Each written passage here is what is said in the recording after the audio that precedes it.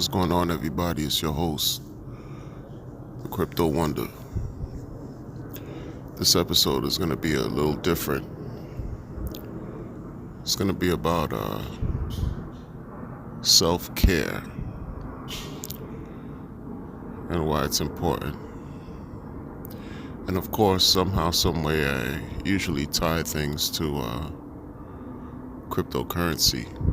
So just bear with me. All right, let's get it. So in my travels, and based on my line of work, working with mentally ill adults, people who are not in the field can't imagine how profound mental illness can be if you're not in the field, if you're not suffering with those conditions, right? If you're not working with people who have those types of illnesses and challenges, it could be very, very difficult to deal with. I'm going to give one example, and it might lead to others, but I'm going to give one example about how self-care is very necessary when it's all said and done at the end of the day, regardless of the multitude of challenges and problems you have to deal with in life, right? So, like I said, I work with mentally ill adults, and people often say that medication is there's been some controversy for a very long time about, is the use of medication humane? People have a right to live without medication or not being controlled or dependent on medication, versus those who feel otherwise, who feel that no, medication is absolutely necessary and needed. I'm going to present a situation and you decide for yourself or not what should be done. There's a person who's suffering from mental illness, a man who lives in New York City, for example. This is a true story though, but I'm not disclosing any names or anything of that sort. This man, when he's not taking his medication, he's very dangerous. Very, very dangerous. This is a person who sexually assaulted his own mother and his little sister when he was off his medication. Okay? He's not in a facility where it's 24/7. It's basically a hospital. No. He resides in the community, and when you reside in the community, you pretty much, for the most part, have the freedom to go to and from. Sure, there are curfews and things of that nature, but it's not the same setting like a hospital, a state hospital, or a lockup facility. Okay? What do you do when you have a lapse where a person just doesn't take their meds and has a very high proclivity to harm someone, to harm specifically women? Women become his target. Okay? And in many cases, believe it or not, you cannot tell if someone is mentally ill on the surface, in many cases. It doesn't have a certain look. It doesn't have a description, right?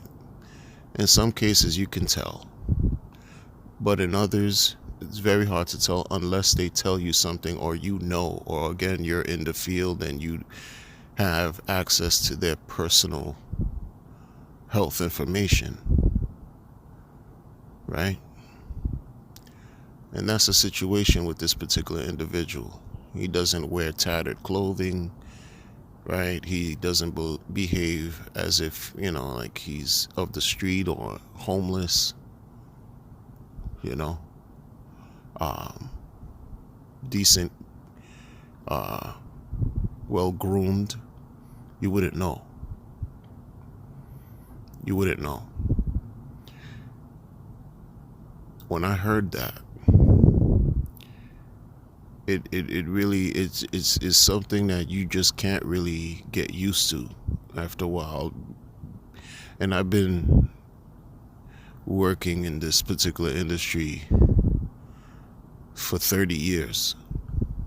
And it's just sometimes, certain cases you feel, I don't know if you or anybody will feel a certain level of desensitivity, become desensitized, but sometimes something happens and comes across your desk, or you get told something, or you meet someone and you hear about their history and their behavior and what they can do, and the desensitivity. There is no desensitivity. It goes away, it disappears, it evaporates, because you're wondering, how on earth can somebody like this be living amongst us? Like living amongst us. Certain politicians in this area started to close a great deal of beds that were available for those who were seriously mentally ill. And, they believe that, again, sort of like keeping them in a lockup facility is like warehousing animals. Human beings have rights. What is the success rate of keeping certain individuals locked up in facilities for decades at a time for the majority of their lives? And again, the question about humane versus having some humanity or compassion arises all the time. But when you hear about this, you hear about somebody who, if they are off their meds, they quickly decompensate and look to hurt people because of their mental instability. What do you do? What would you do? What happens? What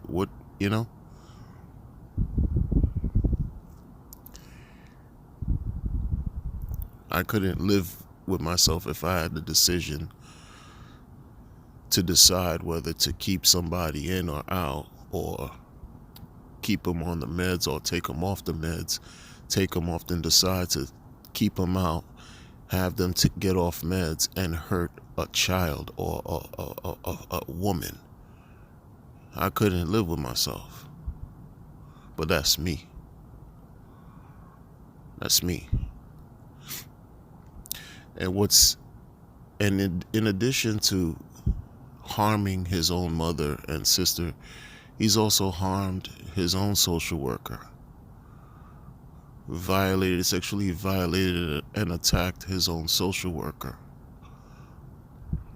And the part about this that's the most crazy to me, his social worker still works with him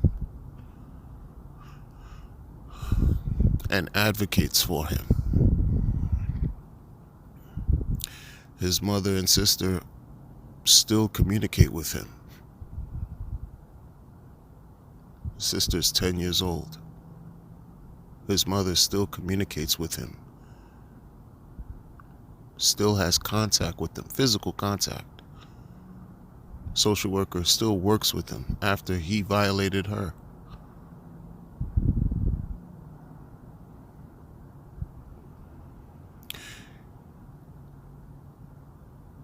This is why I say self-care is of maximum importance. Self-care is paramount, because when you don't take care of yourself, you could implode, you could become self-destructive. And it crosses all, in my opinion, it crosses many areas and aspects of life.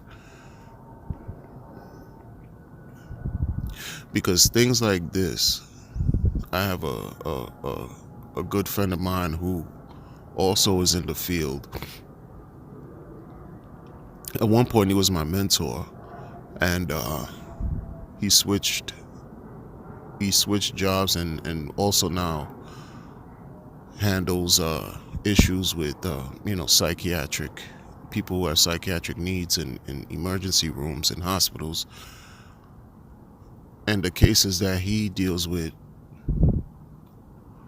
sometimes he finds himself having a drink afterwards, and he doesn't drink alcohol, and he realized he needed to stop doing that because that could have led to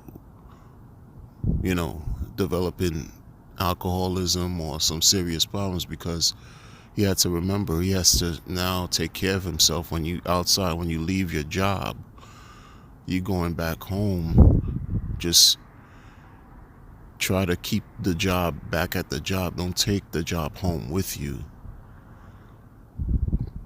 because it could yield harmful results if you decide to do things that's going to hurt you just to cope, just to be able to cope with the work. In some ways, for myself, there is some, well, I was told is, I have post-traumatic stress because different reasons, but this field sort of in a weird way helps me to combat certain things that I've gone through, that I've lived with. When I see other people in worse conditions than me, it reminds me of how fortunate I am, and many people are, because we don't have to exist in a state of chaos every day. And the chaos begins in the head, in the brain, in the mind.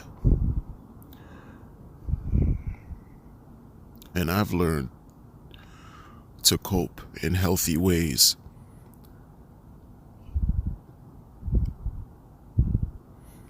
Because it's necessary. It's very important.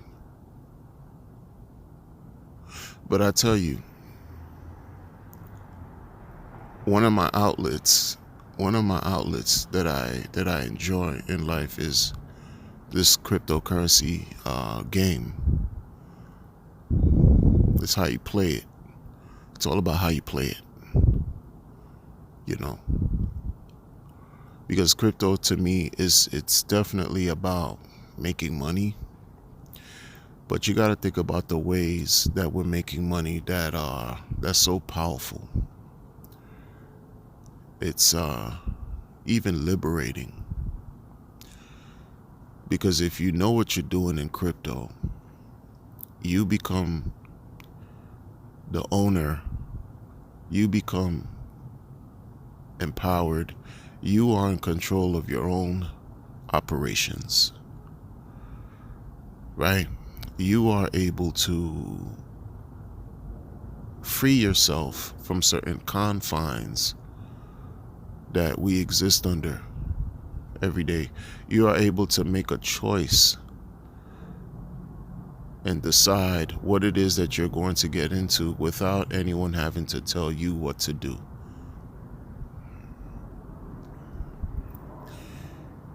I don't know if and when, not even if, I don't know when I do reach the point of receiving of reaching a certain level in this crypto space that I'll ever stop really working. I might leave like my profession, but I'll engage in something else that's a lot different, and it's still in line of helping people for sure, but I won't remain stagnant,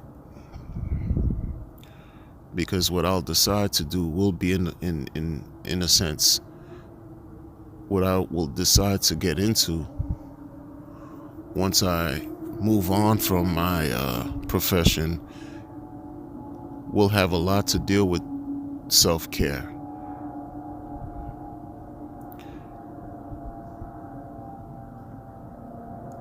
Incessant work dealing with self-care and helping others care for themselves as well, because that's important.